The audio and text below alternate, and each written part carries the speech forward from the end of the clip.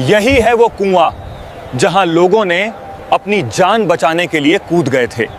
दोस्तों, ये है जलियांवाला बाग। यहां अंग्रेजों ने निहत्थों पर गोलियां चलाई थीं। तो वीडियो को पूरा देखें और चैनल को सब्सक्राइब कर लीजिए। इतिहास के पन्नों में कुछ तारीखें स्याही से नहीं बल्कि बेगुनाहों के लहू से लिखी जाती हैं। 13 अप्रैल 1919 यह महज एक तारीख नहीं बल्कि ब्रिटिश साम्राज्य के माथे पर लगा वह कलंक है जिसे सदियों की बारिश भी नहीं धो सकती। पंजाब के हृदय अमृतसर में स्थित जलियांवाला बाग की मिट्टी आज भी लाल है। अगर उस मिट्टी को मुट्ठी में भींच कर सुना जाए तो आज भी उसमें से चीखों, सिसकियों और आजादी के नारों की गूंज सुनाई देती है। लेकिन यह मौत का तांडव अचानक नहीं हुआ था। इसके पीछे कई सालों का धोखा, क्रूरता और एक ऐसे काले कानून की साजिश थी जिसने पूरे हिंदुस्तान की आत्मा को छलनी कर दिया था। कहानी की शुरुआत होती है प्रथम विश्व युद्ध 1914 से 1918 के दौर से, जब ब्रिटेन यूरोप के मैदानों में अपनी बादशाहत बचाने के लिए लड़ रहा था। तब हिंदुस्तान के लाखों वीर सपूत अंग्रेजी फौज की वर्दी पहनकर अपना खून बहा रहे थे। भारतीयों को एक भोली सी उम्मीद थी कि युद्ध में इस असीम वफादारी और शहादत के बदले अंग्रेजी हुकूमत उन्हें आजादी की ओर ले जाने वाले कुछ अधिकार देगी। लेकिन साम्राज्यवाद की फितरत में एहसानमंदी नहीं, केवल धोखा होता है। युद्ध के दौरान ब्रिटिश सरकार ने भारत में उठ रही आजादी की आवाजों को कुचलने के लिए डिफेंस ऑफ इंडिया एक्ट 1915 लागू किया था। यह एक आपातकालीन कानून था जिसके तहत पुलिस को असीमित ताकतें दे दी गई थीं। बिना किसी वारंट के गिरफ्तारी, बिना मुकदमे के जेल, यह सब आम बात हो गई थी। भारतीयों ने इसे युद्ध के समय की मजबूरी समझकर बर्दाश्त कर लिया। लेकिन जब 1918 में युद्ध समाप्त हुआ तो अंग्रेजों ने अपना असली रंग दिखाया। आजादी या रियायत देना तो दूर, उन्होंने भारतीयों के सीने पर एक और खंजर उतार दिया, रॉलेट एक्ट। सिडनी रॉलेट की अध्यक्षता वाली समिति ने डिफेंस ऑफ इंडिया एक्ट की क्रूरताओं को स्थायी बना दिया। फरवरी 1919 में इंपीरियल लेजिस्लेटिव काउंसिल में भारतीय सदस्यों के कड़े विरोध के बावजूद इस बिल को जबरन पास कर दिया गया। यह कोई आम कानून नहीं था, यह एक ऐसा फंदा था जिसे हर हिंदुस्तानी के गले में डाल दिया गया था। इस कानून का एक ही खौफनाक नारा था, ना दलील, न वकील, न अपील। रॉलेट एक्ट के तहत किसी भी भारतीय को महज शक के आधार पर आतंकी घोषित कर 2 साल तक बिना ट्रायल के जेल की कोठरी में सड़ाया जा सकता था। प्रेस की आजादी का गला घोंट दिया गया। किसी भी सार्वजनिक सभा पर पाबंदी लगा दी गई। पुलिस को बिना वारंट किसी के भी घर में घुसकर तलाशी लेने का अंधा अधिकार मिल गया। अंग्रेजों का मकसद साफ था, हिंदुस्तानियों के दिलों में एक ऐसा खौफ पैदा करना कि कोई भी आजादी का ख्वाब देखने की जरूरत न कर सके। लेकिन अंग्रेज भूल गए थे कि जब जुल्म अपनी हदें पार करता है तो बगावत को जन्म देता है। पूरे हिंदुस्तान में गुस्से का ज्वालामुखी फट पड़ा। इसी सुलगती आग के बीच महात्मा गांधी ने एक राष्ट्रव्यापी सत्याग्रह का शंखनाद कर दिया। 6 अप्रैल 1919 के दिन पूरे भारत में एक अभूतपूर्व हड़ताल बुलाई गई। क्या कश्मीर, क्या कन्याकुमारी, देश की सड़कें सूनी हो गईं, दुकानें बंद कर दी गईं, लेकिन लोगों के दिलों की धड़कनें आजादी के नारों के साथ तेज हो गईं। इस आंदोलन को डॉक्टर राजेंद्र प्रसाद, सरदार वल्लभ भाई पटेल और जवाहरलाल नेहरू जैसे दिग्गज नेताओं का साथ मिला। इस बगावत का सबसे बड़ा केंद्र बनकर उभरा पंजाब। पंजाबियों का खून उबल रहा था। 9 अप्रैल 1919 रामनवमी का पवित्र दिन था। अमृतसर की सड़कों पर एक ऐसा नजारा दिखा जिसने ब्रिटिश हुकूमत की रातों की नींद उड़ा दी। हिंदू और मुसलमान, जो अंग्रेजों की फूट डालो और राज करो की नीति का सबसे बड़ा शिकार माने जाते थे, आज एक साथ कंधे से कंधा मिलाकर चल रहे थे। मुसलमानों ने तुर्की के सैनिकों जैसे लिबास पहन रखे थे और वे हिंदुओं के साथ एक ही बर्तन से पानी पी रहे थे। यह सिर्फ एक जुलूस नहीं था, यह भारत की एकता का वह महासागर था जिसमें अंग्रेजी राज डूबने वाला था। अमृतसर में इस शांतिपूर्ण लेकिन विशाल आंदोलन का नेतृत्व कर रहे थे 2 बेहद लोकप्रिय नेता, डॉक्टर सत्यपाल और डॉक्टर सैफुद्दीन किचलू। इन दोनों नेताओं की आवाज पर अमृतसर की जनता अपनी जान छिड़कती थी। अंग्रेजों को यह हिंदू मुस्लिम एकता और इन नेताओं का बढ़ता कद किसी खौफनाक सपने जैसा लग रहा था। बौखलाई हुई अंग्रेजी हुकूमत ने कायरता का सहारा लिया। 10 अप्रैल 1919 की सुबह डिप्टी कमिश्नर ने चालाकी से डॉक्टर सत्यपाल और डॉक्टर किचलू को अपने घर बुलाया और उन्हें धोखे से गिरफ्तार कर लिया। उन्हें गुपचुप तरीके से शहर से बाहर निकालकर धर्मशाला की जेल में भेज दिया गया। उधर पंजाब की स्थिति का जायजा लेने आ रहे महात्मा गांधी को भी पलवल रेलवे स्टेशन पर ट्रेन से उतारकर गिरफ्तार कर लिया गया और उनके पंजाब प्रवेश पर प्रतिबंध लगा दिया गया। अंग्रेजों को लगा कि नेताओं को रातों रात गायब कर देने से जनता डर कर अपने घरों में छुप जाएगी, लेकिन यह उनकी सबसे बड़ी भूल थी। जैसे ही डॉक्टर सत्यपाल और डॉक्टर किचलू की गिरफ्तारी की खबर अमृतसर की सड़कों पर फैली, शहर का माहौल बारूद के ढेर में तब्दील हो गया। अपने चहेते नेताओं की रिहाई की मांग को लेकर करीब 50,000 निहत्थे लोग सिविल लाइंस की तरफ बढ़ने लगे। एक तरफ आजादी के दीवाने निहत्थे भारतीय थे और दूसरी तरफ संगीने ताने खड़ी क्रूर अंग्रेजी पुलिस। अब अमृतसर की सड़कों पर खून बहना तय था और इसी खून की गंध सूंघते हुए एक ऐसा जल्लाद अमृतसर की तरफ कदम बढ़ा रहा था जिसका नाम इतिहास में हमेशा के लिए नफरत का पर्याय बनने वाला था, जनरल रेजिनाल्ड डायर। 10 अप्रैल 1919 का सूरज जब अमृतसर के आसमान पर उगा तो किसी ने सपने में भी नहीं सोचा था कि यह अपने साथ खून की बारिश लेकर आया है। शहर के दो सबसे महबूब नेताओं डॉक्टर सत्यपाल और डॉक्टर सैफुद्दीन किचलू के अचानक गायब कर दिए जाने से जनता के दिलों में एक गहरा आघात लगा था। हजारों की संख्या में लोग, जिनमें महिलाएं, बुजुर्ग और युवा शामिल थे, अपने नेताओं का हाल जानने के लिए डिप्टी कमिश्नर के बंगले की तरफ कूच कर रहे थे। उनका मकसद कोई दंगा या फसाद करना नहीं था, वे बस अपने रहनुमाओं की सलामती की भीख मांग रहे थे और उन्हें आजाद करने की गुहार लगा रहे थे। लेकिन अंग्रेजी हुकूमत के सिर पर सत्ता का ऐसा नशा सवार था कि उन्हें हिंदुस्तानियों की हर आवाज बगावत लगने लगी थी। हालगेट पुल के पास इस निहत्थे और शांतिपूर्ण हुजूम का सामना अंग्रेजों की संगीनों से हुआ। बिना किसी पूर्व चेतावनी के अंग्रेजी पुलिस ने इस शांतिपूर्ण भीड़ पर सीधी गोलियों की बौछार कर दी। पलक झपकते ही सड़क पर लाशें गिरने लगीं। जिन हाथों में कुछ देर पहले तक शांति की तख्तियां थीं, वे अब अपने ही भाइयों के खून से सन चुके थे। अपने निर्दोष साथियों का लहू सड़क पर बहता देख जनता का धैर्य जवाब दे गया। जो भीड़ कुछ देर पहले तक शांति की अपील कर रही थी, वह एक उग्र तूफान में बदल गई। जिस गांधीवादी अहिंसा का पाठ वे इतने दिनों से पढ़ रहे थे, वह ब्रिटिश पुलिस की इस बर्बरता के आगे टूट गया। भीड़ का गुस्सा एक अंधी आग बन चुका था। अमृतसर की सड़कों पर कोहराम मच गया। क्रोधित और बेकाबू भीड़ ने नेशनल बैंक और अलायंस बैंक की इमारतों को आग के हवाले कर दिया। इस हिंसक झड़प में 5 ब्रिटिश अधिकारी मारे गए और कई सरकारी इमारतों को जलाकर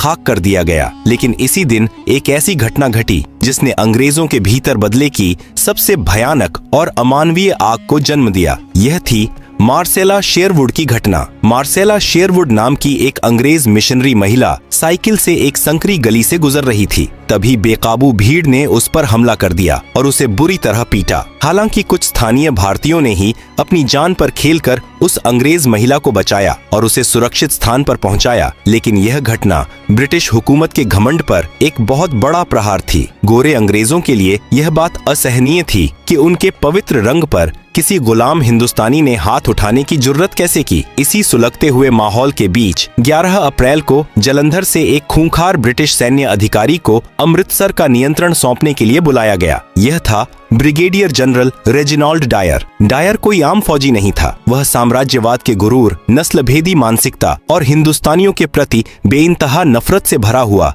एक क्रूर इंसान था। जब उसने मार्सेला शेरवुड पर हुए हमले के बारे में सुना तो उसकी आंखों में खून उतर आया। डायर ने अमृतसर पहुंचते ही शहर को एक छावनी में तब्दील कर दिया। उसने शहर की बिजली और पानी की आपूर्ति कटवा दी। 12 अप्रैल की शाम तक उसने शहर में मुनादी करवा दी कि 4 से ज्यादा लोग एक जगह पर इकट्ठे नहीं हो सकते। यह एक तरह का अघोषित मार्शल लॉ था। लेकिन डायर की चालाकी देखिए, यह मुनादी शहर के बहुत छोटे हिस्से में की गई थी। ग्रामीण इलाकों से आने वाले किसानों और आम लोगों को इस तानाशाही फरमान की कोई भनक तक नहीं थी। डायर का इरादा सिर्फ शांति बहाल करना नहीं था, वह तो हिंदुस्तानियों को एक ऐसा खौफनाक सबक सिखाना चाहता था जिसकी गूंज आने वाली पीढ़ियों तक सुनाई दे। और फिर आई 13 अप्रैल 1919 की वह मनहूस सुबह। यह पंजाब के सबसे बड़े त्योहार बैसाखी का दिन था। सदियों से बैसाखी का यह पावन दिन खुशियों, नई फसल के कटने की उम्मीदों और भाईचारे का प्रतीक रहा था। दूर दराज के गांवों से किसान अपनी पत्नियों और छोटे छोटे बच्चों की उंगलियां थामे नए नए कपड़े पहनकर अमृतसर के स्वर्ण मंदिर में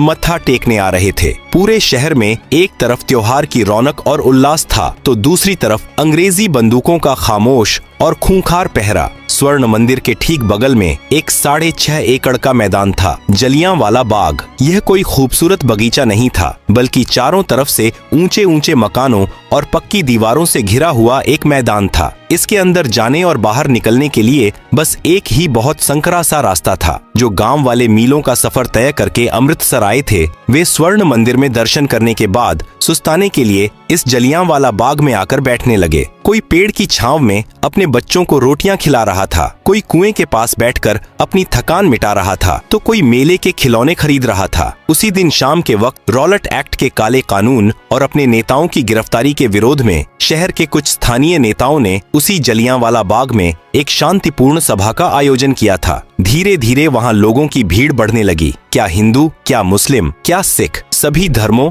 और हर उम्र के लोग उस बाग में मौजूद थे। शाम के करीब 4:30 बज रहे थे और उस मैदान में लगभग 15,000 से 20,000 लोगों का हुजूम जमा हो चुका था। एक लकड़ी के मंच पर खड़े होकर नेता शांति, एकता और देश प्रेम के भाषण दे रहे थे। हवा में आजादी की मीठी मीठी सुगबुगाहट थी। उन निहत्थे और मासूम चेहरों को इस बात का रत्ती भर भी अंदाजा नहीं था कि उनके सिरों के ऊपर आसमान में एक ब्रिटिश हवाई जहाज मंडराते हुए उनकी गिनती कर रहा है और उनकी मौत का फरमान लिख रहा है। वे नहीं जानते थे कि मौत एक खाकी वर्दी पहनकर हथियारों से लैस होकर उसी एक संकरे रास्ते से उनकी तरफ बढ़ रही है। जनरल डायर को जैसे ही इस विशाल सभा की खबर मिली, उसके चेहरे पर एक शैतानी मुस्कान तैर गई। उसे वह मौका मिल गया था जिसकी उसे तलाश थी, एक ऐसा नरसंहार करने का मौका जो ब्रिटिश ताज के आगे सिर उठाने वाले हर हिंदुस्तानी की रूह कंपा दे। उसने अपनी राइफलों को लोड करवाया और अपने 90 गोरखा और बलूच सैनिकों की टुकड़ी के साथ जलियांवाला बाग की तरफ कूच कर दिया। सूरज धीरे धीरे पश्चिम की ओर ढल रहा था। बैसाखी की उस सुनहरी शाम में जलियांवाला बाग का माहौल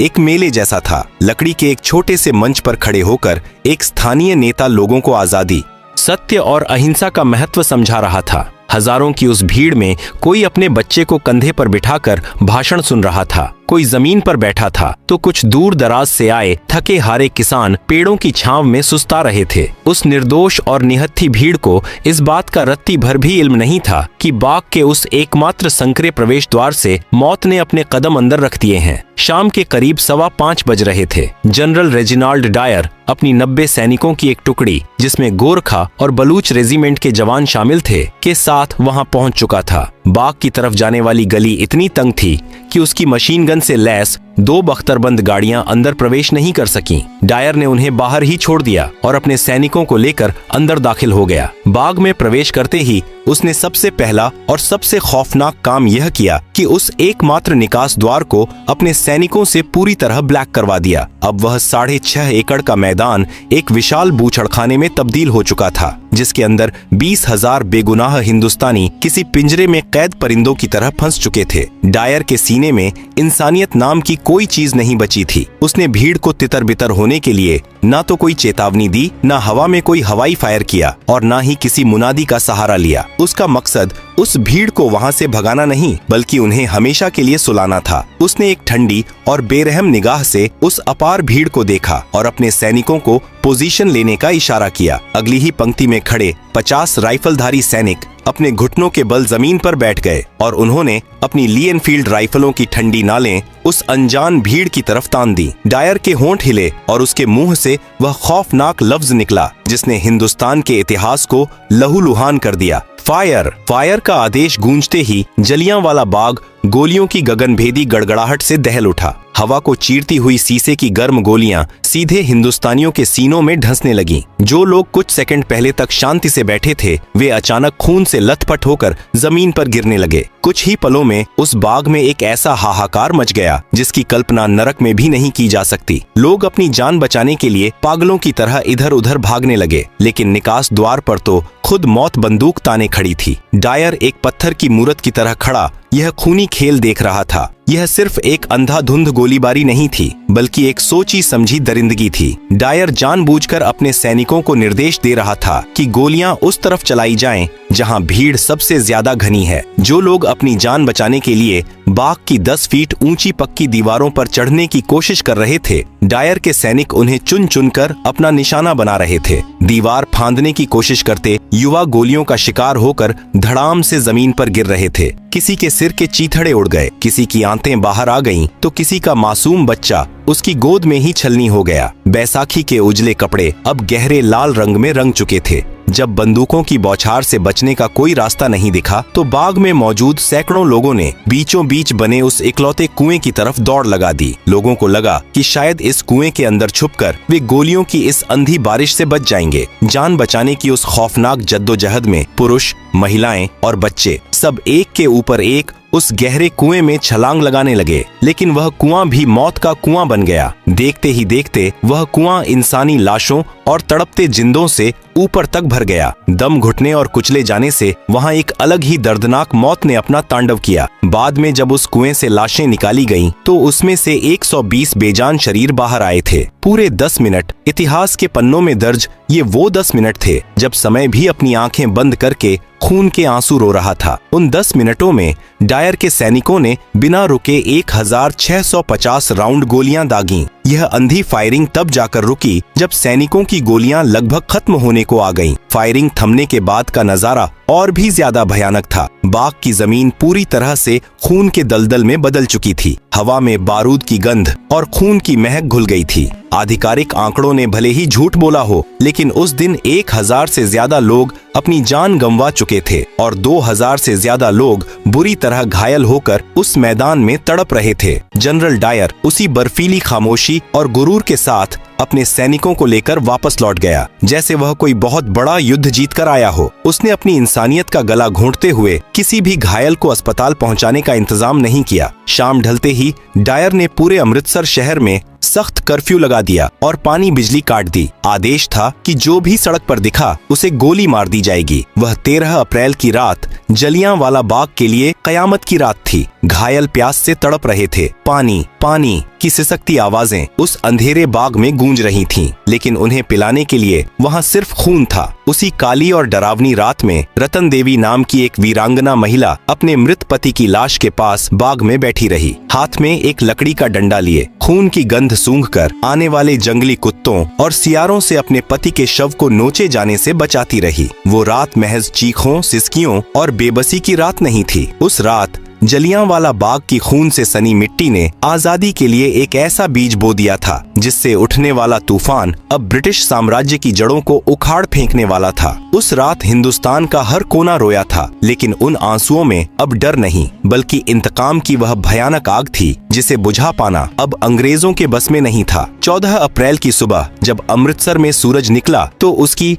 किरणें भी बाग में बिखरी लाशों को देखकर सहम गई होंगी, लेकिन अंग्रेजों ने अपनी बर्बरता यही नहीं रोकी। इस नरसंहार के तुरंत बाद पूरे पंजाब में मार्शल लॉ लागू कर दिया गया। हिंदुस्तानियों को सड़कों पर पेट के बल रेंगने के लिए मजबूर किया गया। सरेआम कोड़े मारे गए और अमानवीय यातनाएं दी गईं। पंजाब को एक खौफनाक खुली जेल में तब्दील कर दिया गया था। जब इस भीषण नरसंहार की खबर देश और दुनिया में फैली तो ब्रिटिश सरकार ने दुनिया की आंखों में धूल झोंकने के लिए डिसऑर्डर्स इंक्वायरी कमेटी यानी हंटर कमीशन का गठन किया। यह न्याय का नहीं बल्कि बेशर्मी का एक ऐसा नाटक था जिसने जले पर नमक छिड़कने का काम किया। कमीशन के सामने जब जनरल डायर पेश हुआ तो उसके चेहरे पर रत्ती भर भी पछतावा नहीं था। उसने बड़ी बेबाकी और गुरूर से कहा कि वह चाहता तो भीड़ को बिना गोली चलाए भी हटा सकता था, लेकिन वह हिंदुस्तानियों को एक सबक सिखाना चाहता था। इतने बड़े अमानवीय जुर्म के बावजूद अंग्रेजों ने डायर को कोई कड़ी सजा नहीं दी, बस उसे उसके सैन्य पद से हटाकर